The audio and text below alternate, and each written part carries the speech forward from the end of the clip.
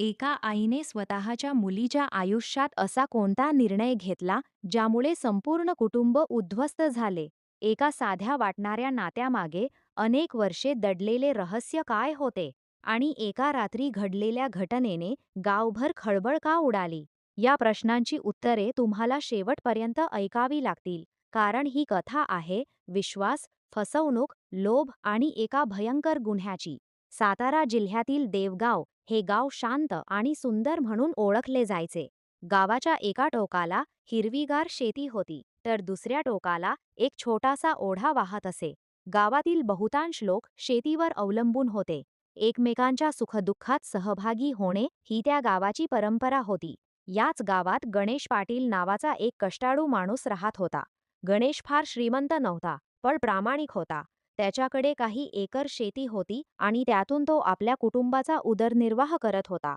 गणेशची पत्नी स्वाती स्वभावाने बोलकी आणि हुशार होती. गावातील महिलांमध्ये तिची चांगली ओळख होती. घरातील कामे, शेतीची देखभाल आणि सामाजिक कार्यक्रम यात ती कायम पुढे असायची.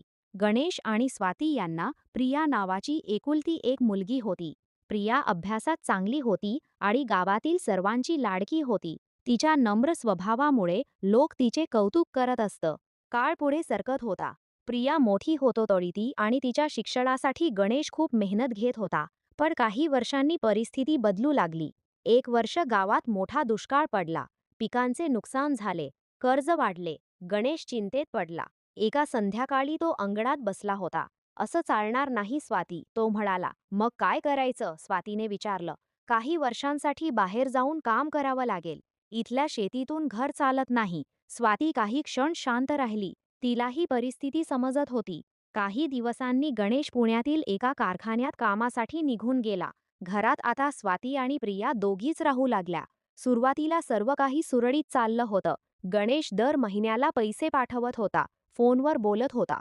पण घरात पुरुष माणूस नसल्यामुळे अनेक लहान मोठ्या अडचणी निर्माण होत होत्या. याच काळात स्वातीची ओळख गावातील निलेश शिंदे याच्याशी अधिक वाढू लागली. निलेश वयाने स्वातीपेक्षा लहान होता. तो गावात विविध कामे करत असे. लोकांच्या कागदपत्रांची कामे, बँकेतील व्यवहार, शेती संबंधी मदत अशी अनेक कामे तो करत होता. एकदा स्वातीला काही सरकारी कागदपत्रांचे काम होते. ती ग्रामपंचायत कार्यालयात गेली. तिथे निलेश भेटला. काकू, मी मदत करतो, तो म्हणाला. स्वातीला त्याची मदत उपयोगी पडली. त्या दिवसानंतर कधी बँकेचे काम, कधी शेताशी संबंधित कागदपत्रे, कधी इतर व्यवहार अशा निमित्ताने निलेश घरात येऊ जाऊ लागला. प्रियालाही तो ओळखीचा झाला. आई, निलेश काका चांगले आहेत, ती एकदा म्हणाली. स्वातीनेही होकारार्थी मान हलवली. पण हळूहळू परिस्थिती बदलू लागली. गणेश दूर असल्यामुळे स्वाती बराच वेळ एकटी असायची. गावातील काही स्त्रिया तिच्याशी गप्पा मारायला येत, पण दिवसाचा बराच वेळ ती एकटीच घालवत होती. निलेश मात्र वारंवार येऊ लागला. कधी शेतीची चौकशी, कधी बाजारातील माहिती, कधी एखादं काम. हळूहळू त्यांच्यात मैत्री निर्माण झाली. सुरुवातीला ती साधी मैत्री होती, पण गावात लोकांच्या नजरा तीक्ष्ण असतात. एके दिवशी चहाच्या टपरीवर काही जण चर्चा करत होते. निलेश फार वेळ पाटलांच्या घरी असतो. हो, मीही पाहिलंय. गणेश बाहेर असतो ना, अशी कुजबूज सुरू झाली. मात्र कुणाकडेही ठोस पुरावा नव्हता. स्वातीला या चर्चांची कल्पना नव्हती. ती आपल्या दैनंदिन आयुष्यात व्यस्त होती. दरम्यान प्रिया 12वी उत्तीर्ण झाली. गणेशला तिच्या पुढील शिक्षणाची चिंता होती. फोनवर तो म्हणाला, प्रियाला शहरात पाठवायचं आहे, पैसे लागतील. स्वाती म्हणाली, मी जास्त काम करतो. गणेश आणखी मेहनत करू लागला. पण नियती काही वेगळंच लिहून ठेवत होती. एक दिवस संध्याकाळी प्रिया बाजारातून घरी परतत होती.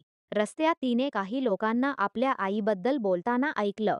ती थबकली. लोक काहीतरी संशयास्पद बोलत होते. प्रियाच्या मनात पहिल्यांदाच शंकेचं बी पेरलं गेलं. ती घरी आली. स्वाती नेहमीप्रमाणे वागत होती, पण प्रियाच्या मनात प्रश्न निर्माण झाले होते. त्या रात्री तिला झोप लागली नाही. तिने ठरवलं की पुढील काही दिवस ती सर्व गोष्टींकडे बारकाईने लक्ष देईल. तिला कल्पनाही नव्हती की पुढे तिच्या आयुष्यात अशी घटना घडणार आहे जी तिचं संपूर्ण आयुष्य बदलून टाकेल. प्रिया त्या रात्री उशीवर पडली खरी, पण तिच्या डोळ्याला डोळा लागत नव्हता. बाजारात ऐकलेल्या गोष्टी तिच्या मनात सतत फिरत होत्या. गावातील लोक विनाकारण कुडाबद्दल बोलत नाहीत, हे तिला चांगलेच माहीत होते. पण दुसरीकडे ती ज्या स्त्रीबद्दल हे सर्व ऐकत होती, ती तिची स्वतःची आई होती. तिने अनेक वेळा स्वतःला समजावण्याचा प्रयत्न केला. नाही, लोक उगाच बोलत असतील, आई अशी नाही. गावात लोकांना दुसऱ्यांच्या आयुष्यात डोकावण्याची सवय असते. पण तरीही तिच्या मनातील शंका पूर्णपणे दूर होत नव्हती. सकाळ झाली. स्वाती नेहमीप्रमाणे लवकर उठली. घर साफ केलं, चहा बनवला, प्रियाला उठवलं. सर्व काही अगदी नेहमीसारखंच होतं. पण प्रियाच्या नजरा आता बदलल्या होत्या. ती आईच्या प्रत्येक हालचालीकडे लक्ष देत होती. त्या दिवशी दुपारी जेवण झाल्यावर स्वाती अंगणात बसून मोबाईल वापरत होती. प्रियाने सहज तिच्याकडे पाहिलं. स्वाती कोणाशी तरी चॅट करत होती. कधी हसत होती, कधी मोबाईलकडे बघून गालावर हात फिरवत होती. हे दृश्य प्रियाला नवीन होतं, कारण तिची आई फारशी मोबाईल वापरणारी नव्हती. कोणाशी बोलतेय आई? प्रियाच्या मनात विचार आला, पण तिने काही विचारलं नाही. काही वेळानंतर स्वातीने पटकन मोबाईल बाजूला ठेवला. जणू कोणीतरी तिला पकडल्यासारखं. प्रियाचा संशय आणखी वाढला. 2 दिवस गेले. तिसऱ्या दिवशी सकाळी निलेश पुन्हा घरी आला. "काय काकू, शेतात जाऊन येऊ का?" तो म्हणाला. "हो, चला," स्वातीने लगेच उत्तर दिलं. प्रियाने पाहिलं. आईच्या चेहऱ्यावर वेगळाच उत्साह होता. दोघं घराबाहेर पडले. प्रिया काही वेळ शांत बसली. मग तीही घरातून निघाली. अंतर ठेवून ती त्यांचा पाठलाग करू लागली. निलेश आणि स्वाती शेताकडे गेले. तेथे काही वेळ त्यांनी कामाबद्दल चर्चा केली. प्रियाने लांबून सर्व पाहिलं. तिला काही संशयास्पद दिसलं नाही. तिने सुटकेचा निश्वास सोडला. पण त्याच वेळी निलेशने स्वातीला मोबाईल दाखवला. दोघेही हसू लागले. स्वातीने त्याच्या हातावर हलकासा फटका मारला. हे पाहून प्रियाच्या मनात पुन्हा प्रश्न निर्माण झाला. कदाचित ते फक्त मित्र असतील. पण मग गावात एवढी चर्चा का? त्या रात्री प्रिया बराच वेळ विचार करत बसली. काही दिवसांनी गणेशचा फोन आला. "काय चाललंय घरी? सगळं ठीक आहे बाबा? आईची काळजी घे." "हो." प्रिया काही क्षण थांबली. तिला आईबद्दल सांगावंसं वाटलं, पण ठोस पुरावा नसताना ती वडिलांना कसं सांगणार होती? तिने तो विचार मनातून काढून टाकला. पुढचे काही आठवडे शांततेत गेले. मात्र निलेशचे घरात येणं जाणं वाढत होतं. गावात चर्चा देखील वाढत होती.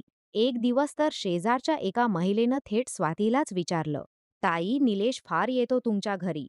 स्वातीच्या चेहऱ्यावर क्षणभर ताण आला, पण लगेच ती हसली. "अगं, कामासाठी येतो." "हो का?" "हो." विषय तिथेच संपला. पण स्वातीला समजलं होतं की आता लोक बोलू लागले आहेत. त्या रात्री निलेशचा फोन आला. "गावात चर्चा सुरू झाली आहे, मला माहिती आहे. थोडं सांभाळून राहायला हवं." "हो." त्यांचं संभाषण काही मिनिटं चाललं.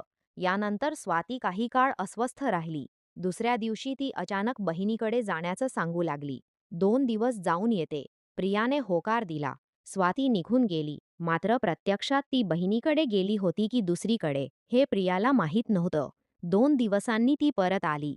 परत आल्यानंतर तिचा मूड खूप चांगला होता. ती सतत गुणगुणत होती. प्रियाला हे सर्व विचित्र वाटत होतं. एका संध्याकाळी प्रिया घराच्या मागच्या अंगणात कपडे वाळत घालत होती. तेवढ्यात तिला आईचा आवाज ऐकू आला. स्वाती फोनवर बोलत होती. प्रियाने नकळत कान दिला. "तू काळजी करू नकोस, सगळं व्यवस्थित होईल, मी सांभाळते." हे शब्द प्रियाने स्पष्ट ऐकले. त्यानंतर स्वातीने तिला पाहिलं. क्षणात फोन कट झाला. "काय करतेस?" "कपडे टांगते." "हं." स्वाती घरात निघून गेली. प्रियाच्या मनात मात्र आता शंका अधिकच वाढली होती. काळ पुढे सरकत होता. दरम्यान प्रियाला शहरातील महाविद्यालयात प्रवेश मिळाला. घरात आनंदाचं वातावरण होतं. गणेशने फोनवरून अभिनंदन केलं. "माझी मुलगी मोठी होणार," तो अभिमानाने म्हणाला. प्रियालाही आनंद झाला. पण तिला आईबद्दलची चिंता सोडवत नव्हती.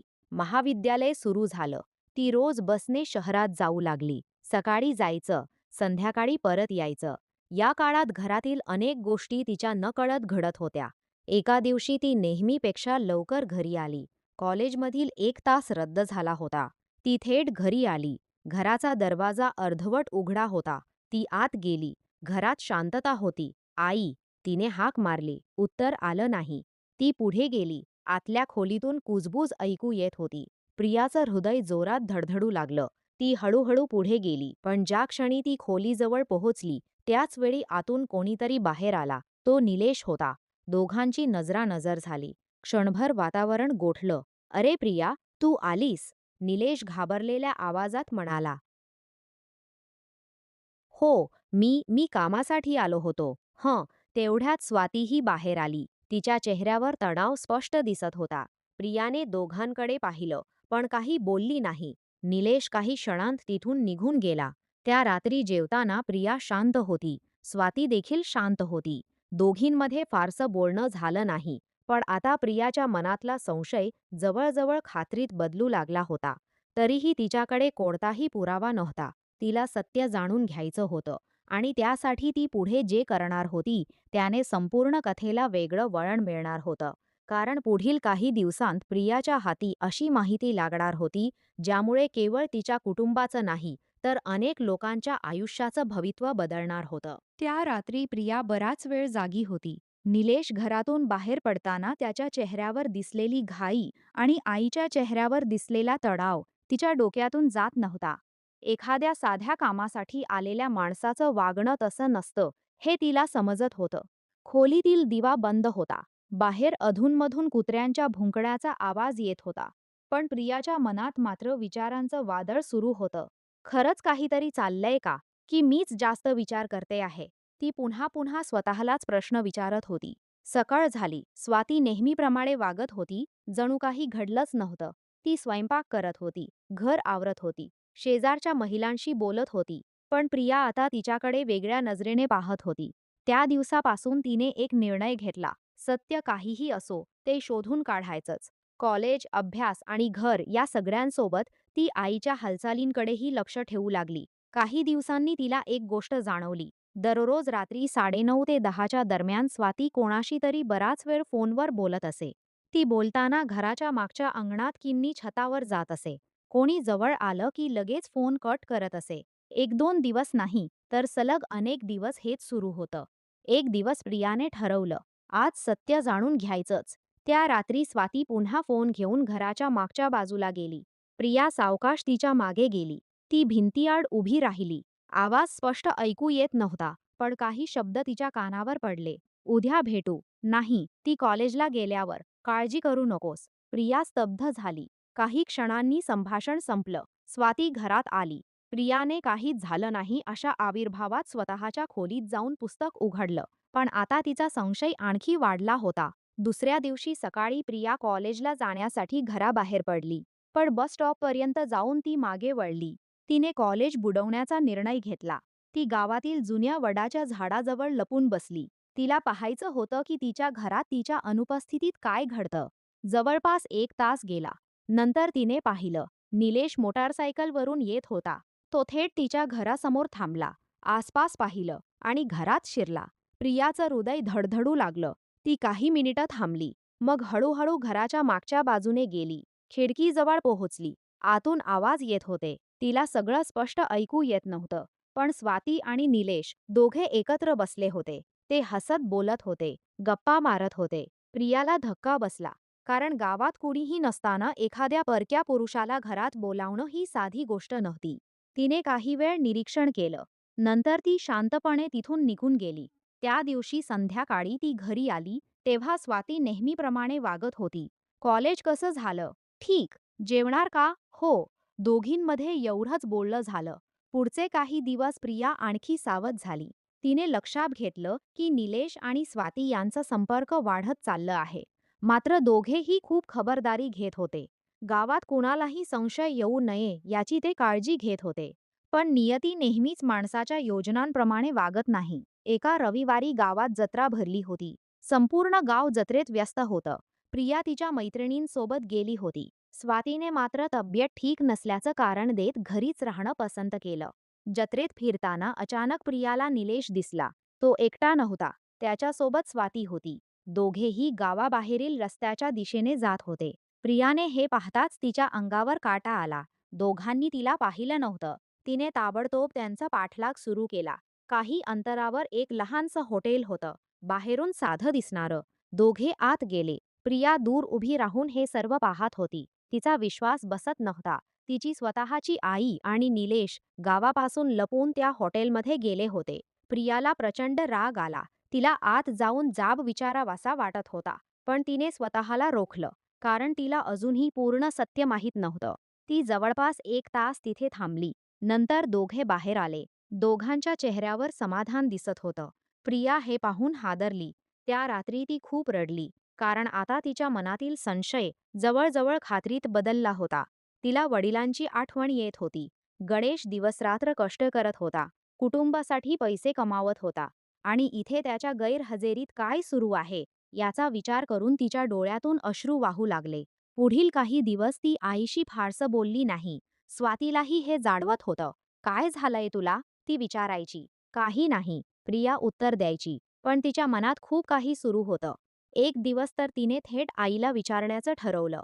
संध्याकाळी जेवणानंतर ती म्हणाली, आई, निलेश काका इतके का येतात घरी? स्वाती क्षणभर थबकली. काम असतं, नेहमीच? हो, जत्रेच्या दिवशीही काम होतं. हे ऐकताच स्वातीच्या चेहऱ्याचा रंग उडाला. दोघींमध्ये काही क्षण शांतता पसरली. तू काय म्हणतेयस? स्वातीने विचारलं. मी सर्व पाहिलं आहे. हे वाक्य ऐकताच स्वाती पूर्णपणे गोंधळली. तिने परिस्थिती सावरण्याचा प्रयत्न केला. तू गैरसमज करते आहेस. खोटं बोलू नकोस, प्रिया कठोर आवाजात म्हणाली. स्वाती काही क्षण शांत राहिली.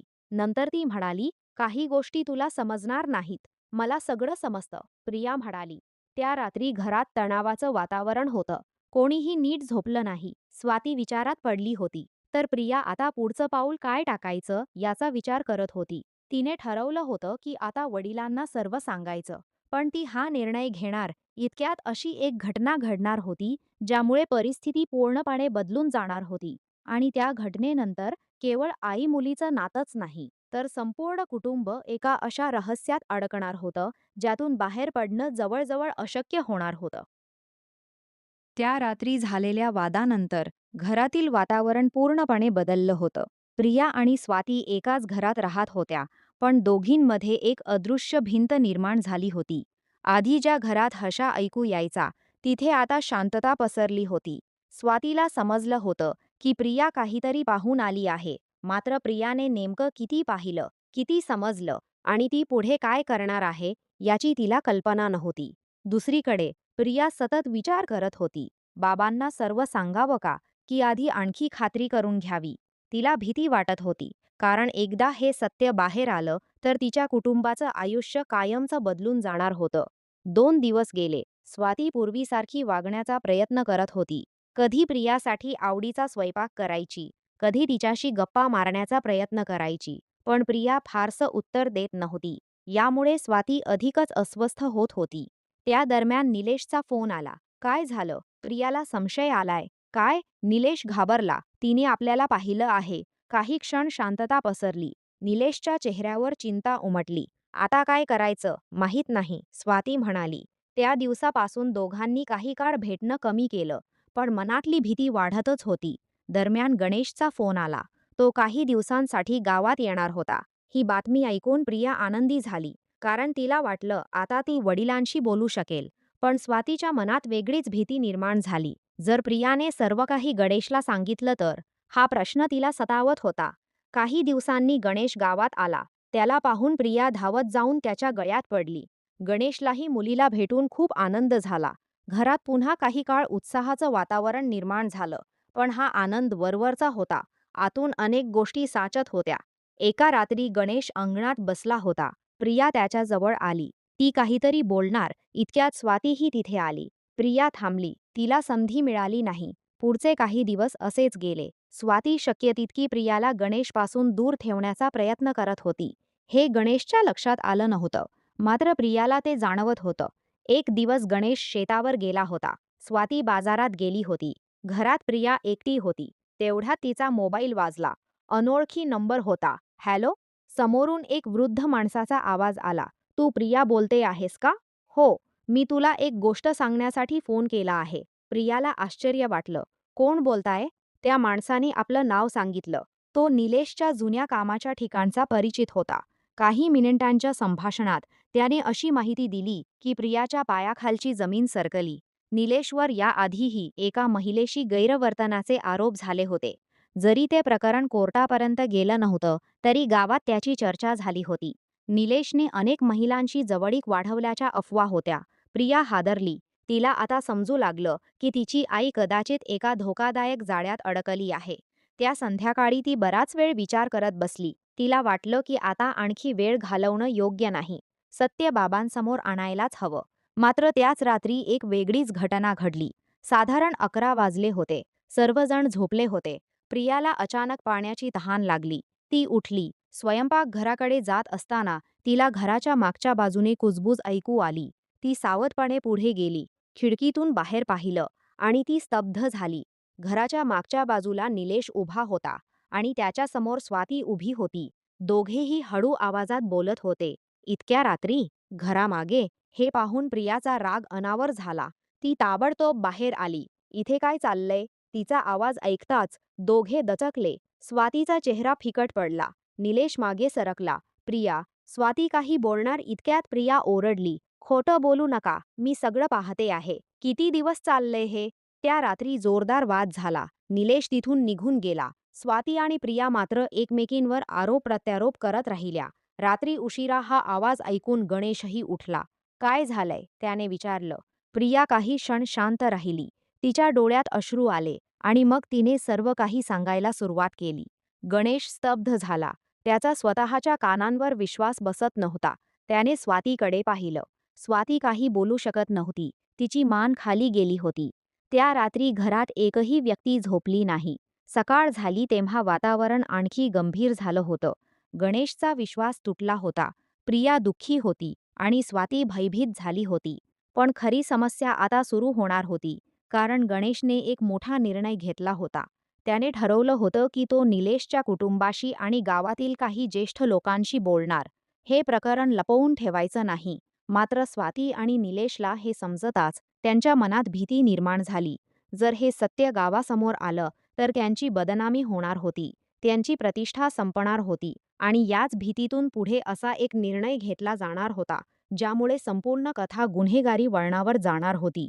एक असा निर्णय ज्याचे परिणाम कोणालाही कल्पना नसतील. सकाळ उगवली होती, पण पाटील कुटुंबाच्या घरावर जणू काळोख पसरला होता. रात्री प्रियाने सांगितलेल्या गोष्टींमुळे गणेश पूर्णपणे हादरला होता. अनेक वर्षे ज्याच्यावर त्याने विश्वास ठेवला होता, त्या पत्नीबद्दल असे आरोप त्याला मान्य होत नव्हते. पण त्याच वेळी स्वातीच्या चेहऱ्यावरचे भावही बरेच काही सांगून जात होते. घरात कुणी कुणाशी बोलत नव्हतं. प्रिया आपल्या खोलीत बसली होती. स्वाती स्वयंपाकघरात होती. गणेश अंगणात एकटाच विचार करत बसला होता. त्याच्या मनात राग, दुःख, अपमान आणि संभ्रम या सगळ्या भावना एकाच वेळी चालू होत्या. दुपारच्या सुमारास त्याने अखेर निर्णय घेतला. आज संध्याकाळी मी गावातील काही ज्येष्ठ लोकांना भेटणार आहे. हे वाक्य ऐकताच स्वातीच्या चेहऱ्याचा रंग उडाला. कशासाठी? तिने विचारलं. कारण आता हे प्रकरण माझ्या घरापुरतं राहिलेलं नाही. गणेशचा आवाज कठोर झाला होता. लोक आधीच बोलायला लागले आहेत. मला सत्य जाणून घ्यायचं आहे. स्वाती काही क्षण शांत राहिली. तिला समजलं होतं की परिस्थिती हाताबाहेर जात आहे. त्या दिवशी दुपारी तिने निलेशला फोन केला. गणेशला सर्व कळलं आहे. फोनच्या दुसऱ्या टोकाला काही क्षण शांतता पसरली. काय? निलेश घाबरून म्हणाला. प्रिया सर्व सांगून बसली. आता काय करायचं माहीत नाही. स्वातीच्याही आवाजात भीती होती. निलेश पहिल्यांदाच इतका अस्वस्थ झाला होता. आजपर्यंत त्याला वाटत होतं की तो प्रत्येक परिस्थिती हाताळू शकतो. पण आता परिस्थिती वेगळी होती. कारण आता समोर फक्त गाव नव्हतं. समोर एक कुटुंब तुटण्याच्या उंबरठ्यावर उभं होतं. त्या संध्याकाळी गणेश गावातील 2 ज्येष्ठ व्यक्तींना भेटायला गेला. त्याने त्यांना सर्व गोष्ट सांगितली नाही, पण आपल्या मनातील शंका मांडल्या. दोघांनीही त्याला शांत राहण्याचा सल्ला दिला. घाईत कोणताही निर्णय घेऊ नकोस. सत्य पूर्णपणे समजून घे. घरातील गोष्ट आधी घरातच मिटवण्याचा प्रयत्न कर. हे शब्द गणेशच्या मनात घर करून गेले. रात्री तो घरी परतला. त्याने स्वातीला बोलावलं. प्रिया देखील तिथे होती. बराच वेळ कोणीच बोललं नाही. शेवटी गणेश म्हणाला, मला एकच गोष्ट हवी आहे, सत्य. स्वातीने त्याच्याकडे पाहिलं. तिच्या डोळ्यात पाणी आलं. कारण इतक्या वर्षांच्या संसारात गणेशने तिच्यावर कधीच संशय घेतला नव्हता. ती काही बोलणार इतक्यात प्रिया म्हणाली, आई, आता तरी खरं सांग. घरात पुन्हा शांतता पसरली. काही मिनिटांनंतर स्वाती बोलू लागली. तिने कबूल केलं की गेल्या काही वर्षांत निलेश तिच्या आयुष्यात खूप जवळचा मित्र बनला होता. गणेश बाहेर असल्यामुळे ती अनेकदा एकटी पडत होती. अनेक समस्या, ताणतणाव आणि एकटेपणा यामुळे ती भावनिकदृष्ट्या कमकुवत झाली होती. निलेश सतत मदतीला असायचा. हळूहळू ती त्याच्यावर अवलंबून राहू लागली. पण तिने हेही सांगितलं की परिस्थिती जशी लोक समजत आहेत तशी पूर्णपणे नव्हती. तरीसुद्धा तिने गणेशपासून काही गोष्टी लपवल्या होत्या आणि तीच तिची सर्वात मोठी चूक होती. हे ऐकून गणेशच्या डोळ्यांत निराशा दिसू लागली. त्याला फसवल्यासारखं वाटत होतं. त्या रात्री तो पुन्हा एकटाच अंगणात बसला. आकाशात ढग जमा झाले होते. वारा सुटला होता आणि त्याच्या मनातही तसंच वादळ सुरू होतं. पुढील काही दिवस घरातील वातावरण अधिकच तणावपूर्ण झालं. प्रिया आईपासून दूर राहू लागली. गणेश कोणाशी फारसं बोलत नव्हता, तर स्वाती स्वतःलाच दोष देत होती. पण दुसरीकडे निलेशची चिंता वाढत होती. गावात अफवा वेगाने पसरू लागल्या होत्या. काही लोक त्याच्याकडे संशयाने पाहू लागले होते. त्याच्या कुटुंबालाही याची चाहूल लागली होती. एक दिवस निलेशची आई त्याला म्हणाली, "गावात तुझ्याबद्दल काय काय बोललं जातंय माहिती आहे का?" निलेश गप्प बसला. त्याच्याकडे उत्तर नव्हतं. त्याला आता जाणवू लागलं होतं की वर्षानुवर्षे केलेल्या काही चुकीच्या निर्णयांचे परिणाम त्याच्या आयुष्यावर उमटायला लागले आहेत. दरम्यान प्रिया एक मोठा निर्णय घेते. ती ठरवते की घरातील तणावापासून काही काळ दूर राहण्यासाठी आणि पुढील शिक्षणावर लक्ष केंद्रित करण्यासाठी ती शहरातील वसतिगृहात राहायला जाईल. हा निर्णय ऐकून गणेशला धक्का बसतो. पण प्रियाचा निर्धार पक्का असतो. कारण तिच्या मते या घरात राहिल्यास ती मानसिकदृष्ट्या खचून जाईल. घरातील प्रत्येक व्यक्ती वेगवेगळ्या दिशेला ओढली जात होती आणि कुणालाच हे समजत नव्हतं की पुढे काय होणार आहे. मात्र नियतीने अजून एक मोठं वळण राखून ठेवलं होतं. प्रियाच्या शहरात जाण्याच्या काही दिवस आधी तिला एक जुनी डायरी सापडणार होती. ती डायरी अशा व्यक्तीची होती ज्याने अनेक वर्षांपूर्वी घडलेल्या काही घटनांची नोंद करून ठेवली होती आणि त्या डायरीत लिहिलेल्या गोष्टी वाचल्यानंतर प्रियाला समजणार होतं की तिच्या कुटुंबाभोवती फिरणारं रहस्य तिच्या कल्पनेपेक्षाही खूप मोठं आहे. प्रियाने शहरातील वसतिगृहात जाण्याचा निर्णय घेतल्यानंतर घरातील वातावरण आणखी उदास झालं होतं. गणेशला आपल्या मुलीचा निर्णय समजत होता, पण मनातून त्याला वाईट वाटत होतं. त्याने आयुष्यभर कुटुंबासाठी कष्ट केले होते आणि आता त्याच कुटुंबाचे तुकडे होताना तो पाहत होता. स्वाती देखील आतून तुटली होती. तिच्या काही चुकीच्या निर्णयांमुळे परिस्थिती इतकी बिघडेल याची तिला कल्पना नव्हती. ती अनेकदा प्रियाशी बोलण्याचा प्रयत्न करत होती, पण प्रिया फारसं उत्तर देत नव्हती. शहरात जाण्याच्या 2 दिवस आधी प्रिया घरातील जुनं सामान आवरत होती. घराच्या माळ्यावर अनेक वर्षांपासून धूळ खात पडलेल्या पेट्या, जुनी कागदपत्र आणि काही वह्या होत्या. एक लोखंडी पेटी उघडताना तिच्या हाताला एक जुनी तपकरी रंगाची डायरी लागली. डायरीवर धुळीचा जाड थर होता. पहिल्या पानावर नाव लिहिलं होतं, रामदास पाटील. हे नाव पाहताच प्रिया थबकली. रामदास पाटील म्हणजे तिचे आजोबा, गणेशचे वडील. प्रियाने उत्सुकतेपोटी डायरी उघडली. सुरुवातीला शेती, हवामान, गावातील कार्यक्रम अशा गोष्टींच्या नोंदी होत्या. मात्र काही पानं पुढे गेल्यावर तिला काही वेगळ्याच गोष्टी दिसू लागल्या. आजोबांनी अनेक वर्षांपूर्वी गावात घडलेल्या काही वादांची, जमिनीच्या व्यवहारांची आणि काही लोकांच्या फसवणुकीची माहिती लिहून ठेवली होती. प्रिया वाचत गेली. अचानक एका नावावर तिची नजर थांबली. शिंदे कुटुंब हे नाव पाहून ती सावध झाली. कारण निलेशचे आडनाव देखील शिंदे होते. तिने पुढील मजकूर वाचायला सुरुवात केली. अनेक वर्षांपूर्वी गावात जमिनीच्या सीमारेषांवरून मोठा वाद झाला होता. त्या वादात रामदास पाटील आणि निलेशच्या आजोबांमध्ये तीव्र मतभेद झाले होते. प्रकरण पोलिसांपर्यंतही गेलं होतं, पण नंतर गावातील ज्येष्ठांनी मध्यस्थी करून तो वाद मिटवला होता. प्रियाला सुरुवातीला वाटलं की ही फक्त जुनी गोष्ट असेल, पण पुढील काही नोंदी अधिक धक्कादायक होत्या. त्या नोंदींमध्ये काही लोकांनी वैयक्तिक स्वार्थासाठी कुटुंबांमध्ये भांडणं लावल्याचा उल्लेख होता. अफवा पसरवून नाती बिघडवण्याच्या घटना लिहिल्या होत्या. प्रिया विचारात पडली. काही क्षण तिने डायरी बंद केली. मग ती खाली आली. संध्याकाळी गणेश घरी आला तेव्हा तिने त्याला डायरी दाखवली. गणेश बराच वेळ शांतपणे वाचत राहिला. त्याच्या डोळ्यांत आठवणी तरळू लागल्या. "हो, हे खरं आहे," तो हळू आवाजात म्हणाला. "पण मी ही गोष्ट विसरून गेलो होतो." प्रियाने विचारलं, "याचा आजच्या परिस्थितीशी काही संबंध आहे का?" गणेश काही क्षण शांत राहिला. "मला माहीत नाही, पण एक गोष्ट नक्की आहे. अर्धवट माहितीवर निर्णय घेणं धोकादायक असतं." हे वाक्य प्रियाच्या मनात घर करून गेलं. त्या रात्री तिने खूप विचार केला. गेल्या काही महिन्यांत जे काही घडलं होतं त्यात अनेक भावना होत्या. राग, संशय, दुःख, निराशा, पण एक गोष्ट तिला स्पष्ट जाणवू लागली होती. संवाद थांबला की गैरसमज वाढतात आणि गैरसमज वाढले की नाती तुटू लागतात. दुसऱ्या दिवशी प्रियाने स्वतःहून आईशी बोलायचं ठरवलं. स्वाती अंगणात बसली होती. प्रिया तिच्याजवळ जाऊन बसली. दोघी काही क्षण शांत राहिल्या. मग प्रिया म्हणाली, "आई, आपण दोघींनी खूप चुका केल्या आहेत." स्वातीच्या डोळ्यांत पाणी आलं. "माझ्याकडून जास्त झाल्या," ती म्हणाली. "मी तुला वेळेवर सर्व सांगितलं नाही. मी बाबांनाही अनेक गोष्टी सांगितल्या नाहीत." प्रिया शांतपणे ऐकत होती. बराच वेळ दोघींमध्ये संवाद झाला. अनेक गैरसमज दूर झाले. अनेक गोष्टी स्पष्ट झाल्या. त्या दिवशी अनेक महिन्यांनंतर आई मुलीने एकमेकींना मिठी मारली. गणेश दूर उभा राहून हे पाहत होता. त्याच्या चेहऱ्यावरही हलकसं समाधान दिसत होतं. काही दिवसांनी प्रिया शहरात शिक्षणासाठी निघून गेली. नवीन आयुष्य सुरू करण्यासाठी. गणेश पुन्हा आपल्या कामात गुंतला. मात्र यावेळी त्याने एक निर्णय घेतला. कितीही काम असलं तरी तो कुटुंबापासून खूप दूर राहणार नाही. स्वातीनेही स्वतःच्या आयुष्यात बदल घडवण्याचा प्रयत्न सुरू केला. तिने गावातील महिलांच्या बचत गटात काम सुरू केलं. घराबाहेर सकारात्मक गोष्टींमध्ये वेळ घालवू लागली. काळ पुढे सरकत गेला. जुन्या जखमा पूर्णपणे भरल्या नाहीत, पण त्या भरू लागल्या होत्या. काही महिन्यांनी प्रिया सुट्टीसाठी घरी आली.